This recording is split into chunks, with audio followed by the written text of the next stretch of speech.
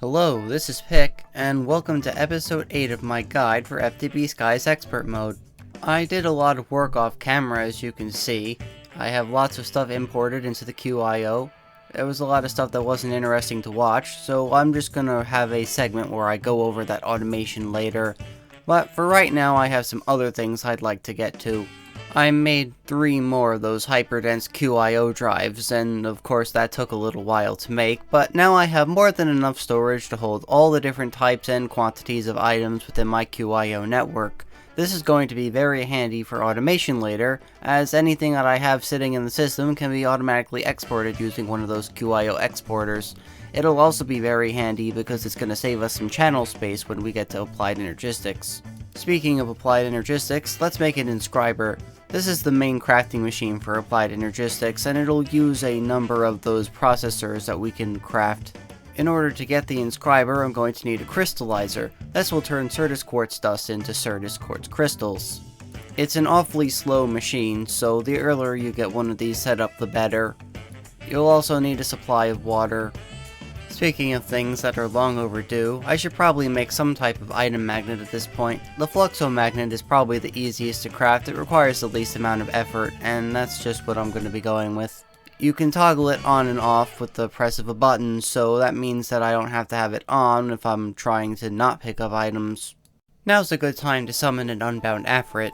By killing the Unbound Afrit, you can get Afrit Essence, which is going to be an important crafting component for certain things like Ender Tanks and Ender Chests. I also have some empty blaze burners ready so that the blazes that spawn alongside the Unbound Afrit can be captured for later.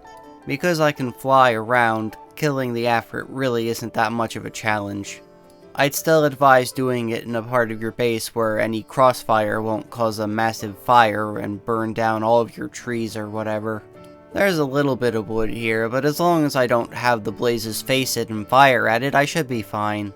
I let the Crystallizer run while I was killing the Afrit. It's kind of a slow machine. Of course I could have used my temporal pouch on it, but you know, if you have something else you can do, you might as well save the time. The Inscriber itself can be placed in a number of directions and turned around with the wrench. It's very picky about which way it faces as far as automation goes, but generally speaking, the top slot will orient itself with the top item slot, if that makes sense. The bottom will be the bottom one, and then the item in the center comes in from the side of the machine. These all rotate depending on which way the machine is placing. If you want to think about it this way, the machine can only import and export its center items from the side, quote unquote. You can either rotate it to make it more conveniently oriented, or you could also just use omnidirectional hoppers or something. Either way, it's less bad than it looks, and you don't even have to do all that fancy press nonsense you normally do in regular Applied Energistics. Now for something that will be very helpful in getting between dimensions. Make an osmium compressor, put a glowstone dust in it and some osmium in the bottom slot, and it'll make a 1-to-1 ratio into a glowstone ingot. Then, make some refined obsidian dust and smelt it in the arc furnace. Combine these and you'll get 9 teleporter frames. Now we just need the actual teleporter block itself. It's a little expensive for this stage because it requires 4 steel casings, and that means 4 osmium, but once you get it, you can make one and place it down. Build the teleporter frame structure, then give the teleporter block itself a frequency. This means you now have a way to teleport to that teleportation frame. You could make a second teleporter for a permanent 2-way link between those points, but why bother with that? I can make a portable teleporter, dial it to the correct frequency from its internal GUI, and I can get back to that teleporter frame from wherever I want, even cross-dimensionally. The teleporter block would require power to send you, but to receive you it doesn't actually need any. The portable teleporter is what handles all that. I did nerf its power consumption a little bit just to make it require more energy, or is that a buff? I don't know what nerfs and buffs are when it's positive, but you get the point. The point is, I can set up these teleporter frames wherever I want, say on a space station or on the moon, and I'll be able to teleport there at no cost other than energy. It makes getting around a lot easier and means I don't have to put rocket fuel in the rocket and wait for it to go up and all that stuff. One thing you need to be careful with though is that you have to make sure the chunk is loaded, and if it goes over multiple chunk boundaries you have to make sure they're loaded as well. If it's not loaded you won't be able to make the teleport. Afrit Essence allows access to red chalk, the final tier of chalk in occultism.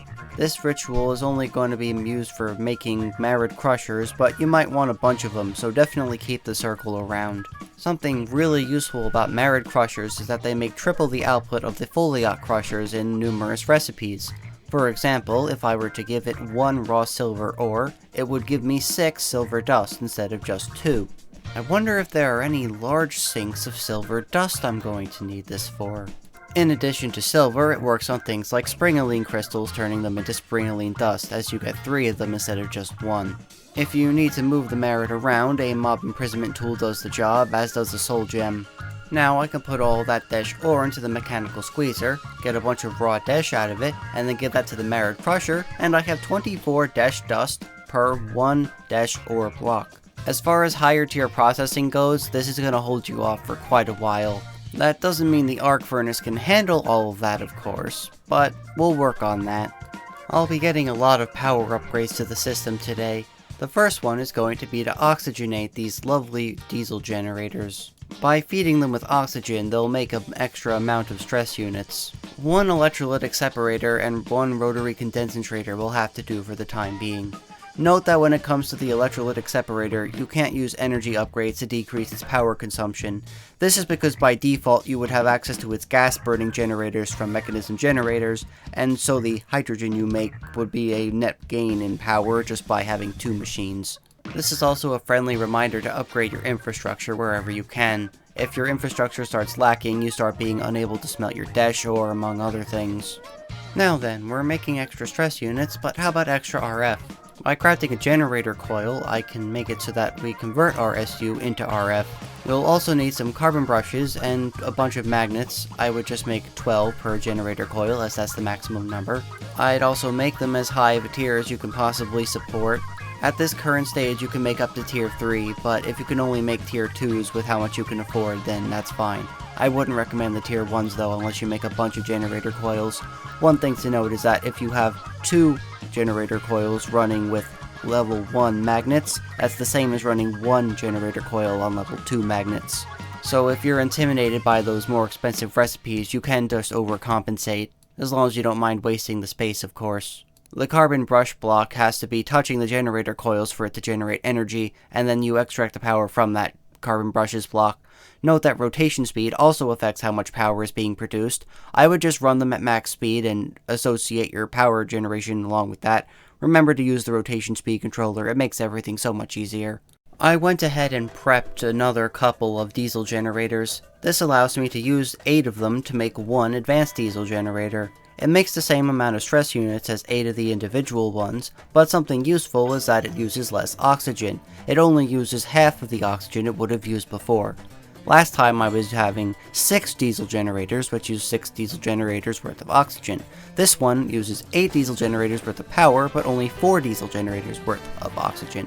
1 electrolytic separator seems to be able to support at least 2 of these. I don't know the exact number yet because I haven't pushed the system limits. But for right now, just know that if you use 1 electrolytic separator, it'll be able to handle at least 2 of these 8 times generators. If you just want to push to the tier 3 magnet blocks, don't be afraid to use the tier 2 ones to help power your machines to get you to that point. It works with less than the maximum, it'll just run with less efficiency. I'd also recommend upgrading your Energizer, the Create New Age Energizer I mean. Having pushed this 1 generator coil to the max I can get it to now should be enough to help me push through for later. But of course, if you want to keep making more coils to see what your system can support, go for it. Just take into account anything like those rotational compressors that are on and off so you don't always see them active. Leave a decent buffer of maybe 20 KSU. With the advent of infused alloy and platinum, I can finally make energy storage cubes from Mechanism. These basic energy cubes aren't going to hold enough though. I'm eventually going to upgrade to an advanced one instead. This is just a time to upgrade my power infrastructure completely.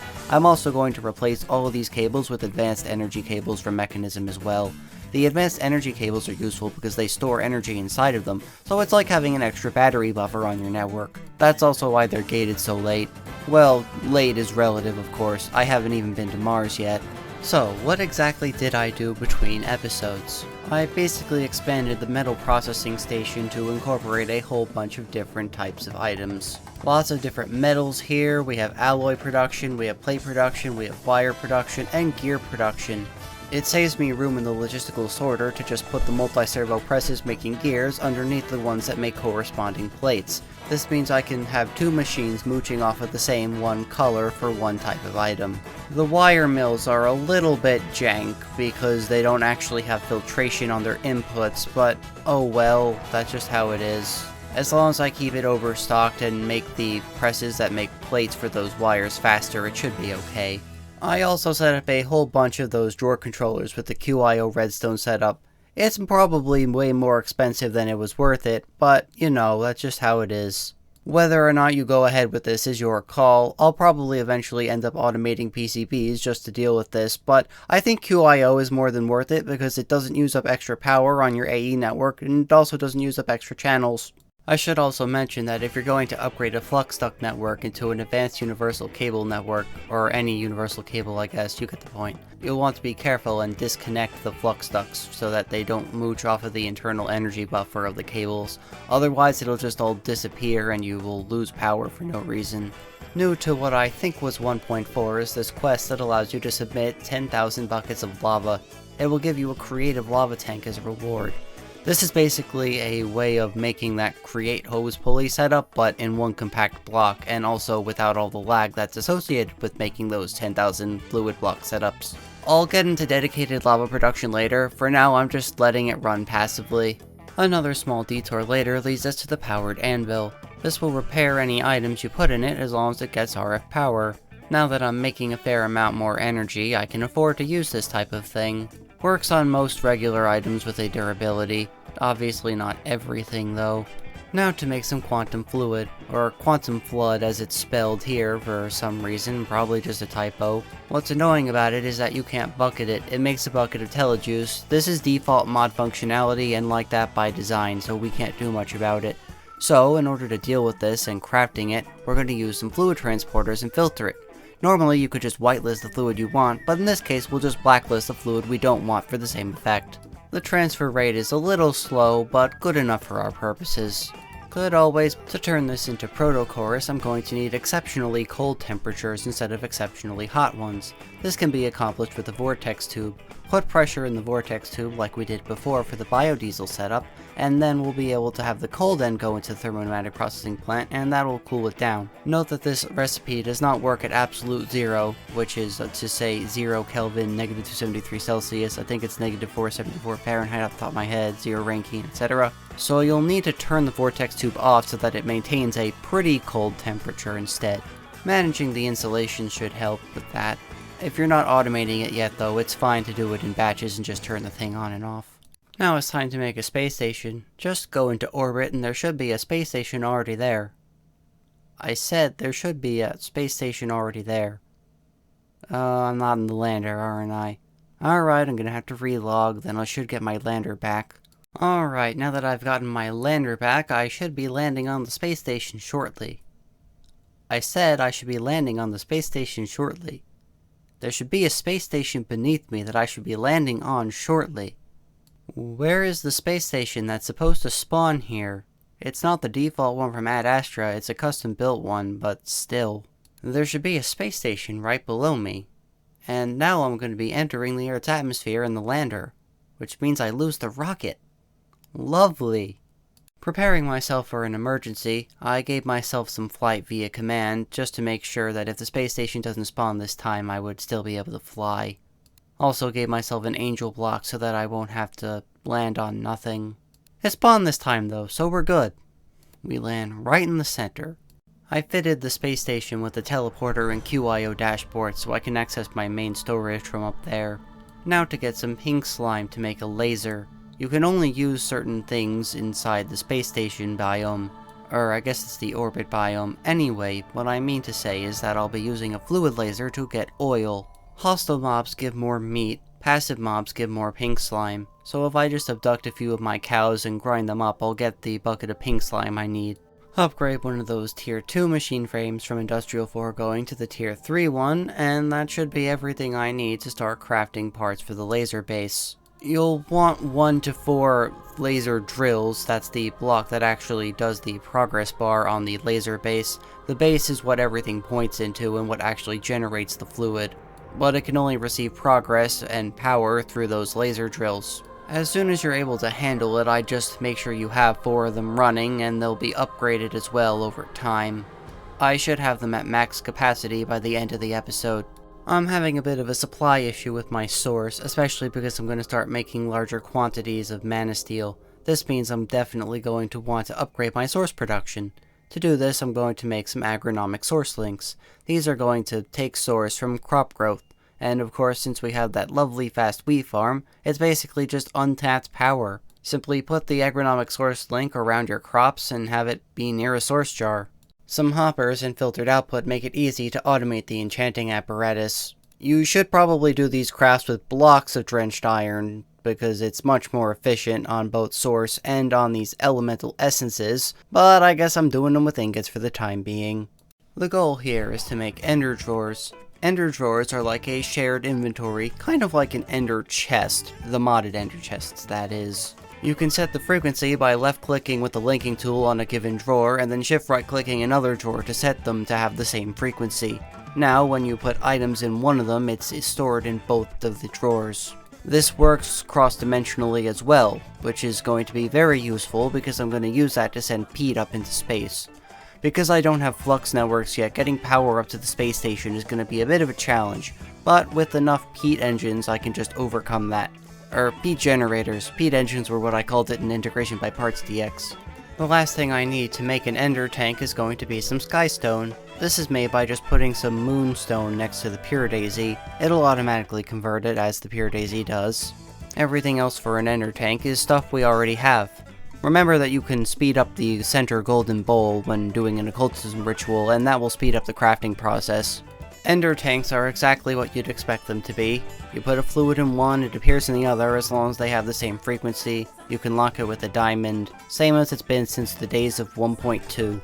Alright, now that we have power in place, let's get setting up on that laser drill. When placing the laser drill blocks, it's important to be careful as to which direction it's facing. You have to make sure that all the black dots are facing the center, or it won't work. You also have to make sure all 4 drills are powered, or they're not going to provide anything. Every time each one finishes an operation, it provides 1 progress to the center laser drill base. This means that it has to get 10 to produce 1 oil. Note that you need a black laser lens to get oil, and you have to be mining from Y60 in order for it to work. This can be adjusted by simply setting the depth up to which the drill is going to mine from. You can also put add-ons in it to upgrade the machines. An efficiency add-on is a must-have for the center, as it makes it take 8 ticks to produce 1 oil instead of 10. This is basically just free production, unlike others where it might make it use power faster. You can also put in processing upgrades, which allow it to tick twice per operation, and then you have the last one, which is speed upgrades, which just decreases the time it takes to produce 1 work, I guess. Once you send the oil back to your island via ender tank, it's time to refine it. Simply make a refinery controller and place some refinery outputs on top of it. You'll need to heat the refinery to at least 100 degrees Celsius. The hotter you heat it, the faster it will go. This is a good time to introduce the Flux Compressor. It's a compressor that uses RF to power it, but you need to cool it down. Since we're heating something and cooling something at the same time, a vortex tube will be able to provide here. By putting down the Flux Compressor with some speed upgrades, you can have it produce a lot of compressed air to increase the pressure, and that will make the refinery get that much hotter that much faster. This is good if you have a bunch of speed upgrades and energy to burn, but I'm not going to use this for right now. I'd much prefer the more economical approach. Keep this one in mind for later though, it's still useful. We all remember our good buddy the Blaze Burner. Give him a straw and he'll start wearing a funny looking hat. This means that he'll now accept fluids from a pipe instead of items. Blaze burners are a bit special when it comes to heating pneumaticraft things. Most things in pneumaticraft have a certain heat value. This heat value is what will go up or down depending on how long it's in contact with something that it's heating or cooling. If a heat source heats something up for too long, it'll convert into a colder form, such as lava turning into obsidian. The vortex tube also cools down as it does things, but it runs off of pressure, so it's constantly generating it. The blaze burner is a special case. It's not one-sided like the vortex tube, and it's also not exactly like the other things that cool down and change form. If you heat up a heat source from multiple sides, it'll export heat that much quicker. However, the blaze burner doesn't do this. The blaze burner constantly outputs the same heat no matter how many things are taking heat away from it. This means you can constantly run 4 refineries at 128 degrees. This is for a low price of, I calculated it as 0.02 buckets of fuel per tick, which is pretty good considering how much we're going to be making. If you are going the blaze burner route, you definitely should be using 4 refineries. They're not that expensive at this stage, as long as you were efficient with your dash mining anyway. Export from each face of the refinery on the designated level. You can do all of the pipes on the outside, or you could stick one in the center and put all the others on the top. Make sure it's all insulated with thermal lagging or some other block. Okay, now that that's all squared away, I'm just going to use some fluid drawers for my bulk storage of these fluids. I hid most of it behind copycat boards. Just make sure you don't mix up your outputs. Also, the ender tank can automatically export if you just have the orange be on top instead of blue. Now I need to take everything and route it over to the thermopneumatic processing plant. That will include some force gems so that I can turn diesel into force-infused diesel. I'm not going to get rid of the biodiesel setup. No way. It'll be very useful later, and for right now I'm just going to keep it running the create power. I will eventually switch the main stress unit power for the base to just regular force diesel and not biodiesel.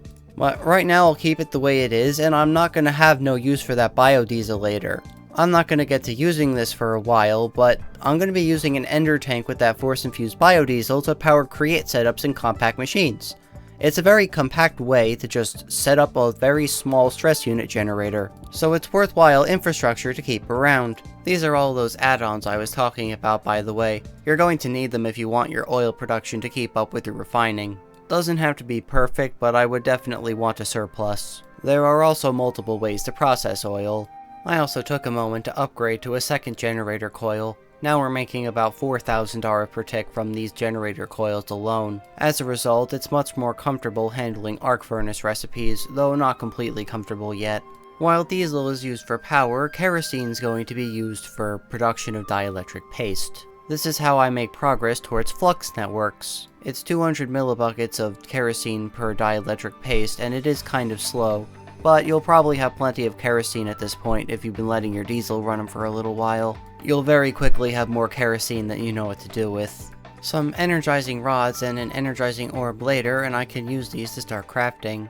Power's stuff is tiered, and unfortunately all the generators are disabled, but you can at least make better energizing rods to make the orb craft that much faster. The energizing rod will auto-output if you just put a hopper underneath it. Batch automation for this is quite simple as well. By using a redstone clock, I can have droppers dispense one item at a time into these hoppers, and then the items will get sent into the energizing orb. You just need to make sure the time on the clock is not going to be faster than the crafting time for the item. This isn't a perfect system, I can perfect it with a comparator, but I'm going to do that when I actually make this thing properly. This is just something quick for the time being. Alright, time to get serious on lava production. There are a few different ways you could do it. The magma crucible is probably the easiest and simplest. If you use magma blocks, you're going to use the least amount of power to do it. You can also use netherrack, which is easier to generate. I end up using a mixture of both and a third method. Letting it go like this, though, allows lava to be produced quicker than just by those dripstones that are going to go extremely slowly. I could have expanded the dripstone farm. You can farm dripstone by putting water on top of a dripstone block on top of that dripstone stalactite. And with that you can make a much larger dripstone farm, but I think it's perfectly fine to just use the magma crucible. I have the power to support it. Another option is to squeeze blaze powder. You get 1/4 of a bucket of lava per blaze powder squeezed, and if you want to go all in on this, you can sift a ton of dust. A blaze farm would work as well, obviously. If I want more blaze powder though, it'll behoove me to make my material generators faster. While before diamonds were greatly the limiting factor, I'm actually a little short on obsidian right now. Obsidian won't be an issue once I get infinite lava, but for the time being I'm just going to have to make do with the extra diamonds I have instead. This also is faster for crafting all these upgrades anyway. I'll also greatly increase the speed of the sifters to the maximum. In order to keep up with the transfer rate though, I'll need to put some speed upgrades in the omnidirectional hoppers. I don't really plan on using them, but you can also use these sifters called brass sifters. They're upgraded and they're faster, and they also can be filtered to only output certain things. I'm not really interested in that at the moment, maybe another time, but for the time being I think I'm good just getting everything. So let's get into some Flux Networks, shall we? To use Flux Networks in its most basic form, you'll need a Flux plug and a Flux point. Plugs are where you input energy into the system, points are where you export energy from the system. Think of it like a cloud storage for your energy, though we don't have any actual storage for it yet, but that's fine because it can just input and output. It will be very useful for handling remote types of power. Alright, lava is finally done. I'm just gonna stick an ender tank under it on the orange frequency, and now whenever I want lava somewhere I can just plonk down an ender tank. The material generator uses lava to make obsidian, simply place it on crying obsidian and feed it lava. And that's basically infinite obsidian, huh? Now that I can process springaline shards for more dust in the Merid Crusher, I decided to upgrade my element storage. I also made a couple of element binders. This is a crafting station that has some finickiness to it. Items have to go on in the correct order or it won't craft anything at all. You also can't overfill it or it'll stop crafting. This is simple enough for manual use, but automatic use is going to require some skill.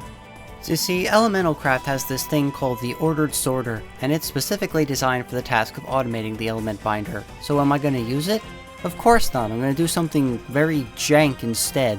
By using a logistical item buffer and turning on the latch feature, I can make it so that it only outputs items once every slot is filled with the correct number. By putting them in reverse order relative to the recipe and using a logistical items transporter under it, you can make it so that effectively it will not accept items more than one time per crafting cycle.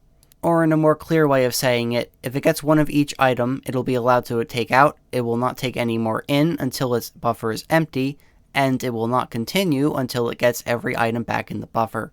There's just enough time for it to work like this. You really should just use the ordered sorter though. I just wanted to try this thing out.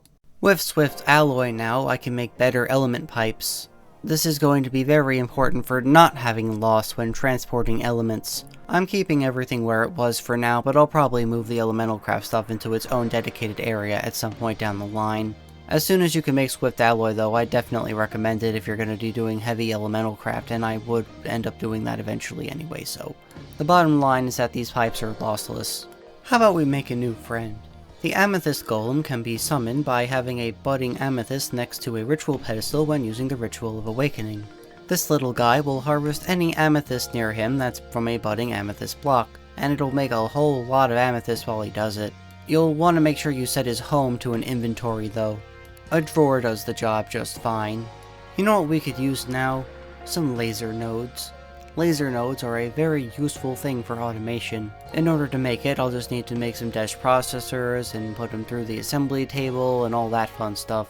So the way Laser I/O works is that you have these laser nodes and you put cards in them on the respective sides that you want them to import or export from. You can connect laser nodes to other laser nodes or laser connectors, and everything across a network is shared.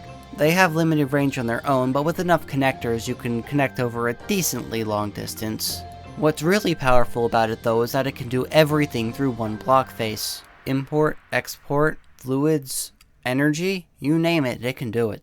It even has a redstone option. To use a card, simply right-click it on the face you want to input it from. If you can't input it from a given face, you'll have to check which one it's actually going to be, and then navigate to it within the GUI. You can also do it from outside the GUI, assuming you can access that block face. If you want it to import to a given side, you need to set it to import, and if you want to export, you set it to export. Right-click a card while inside the GUI of the laser node to access the internal config for that given card. From here, you can determine if it's importing or exporting, but also insert various types of filters. From there, you can set the settings for the filter. Of course, I can set it to whitelist. In this case, I will be doing silver dust because I'm determining what it's inputting.